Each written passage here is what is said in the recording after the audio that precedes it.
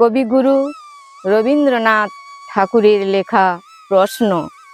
ভগবান তুমি যুগে যুগে দূত পাঠায়েছ বারে বারে দয়াহীন সংসারে, তারা বলে গেল ক্ষমা করো সবে, বলে গেল ভালোবাসো অন্তর হতেই বিদ্বেষ বিষ্ণাস। বরণীয় তারা স্মরণীয় তারা, তবুও বাহির দ্বারে আজ দুর্দিনে ফেরানো তাদের ব্যর্থ নমস্কারে।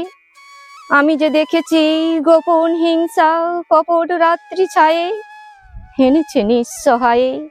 আমি যে দেখেছি প্রতিকারহীন শক্তের অপরাধে বিচারের বাণী নীরবে নিভৃতে কাঁদে। আমি যে দেখিনু তরুণ বালক উন্মাদ হয়ে ছুটে, কি যন্ত্রণায় মরেছে নিষ্ফল পাথরে মাথা কুটে। কণ্ঠ আমার রুদ্ধ আজিকে বাঁশি সঙ্গীত হারা, অমাবস্যার কারা লুপ্ত করেছে আমার ভুবন দুঃস্বপ্নের তলে। তাই তো তোমায় শুধাই অশ্রু জলে, যাহারা তোমার বিষাইছে বায়ু নিভাইছে তব আলো। তুমি কি তাদের ক্ষমা করিয়াছ? তুমি কি বেসেছ ভালো?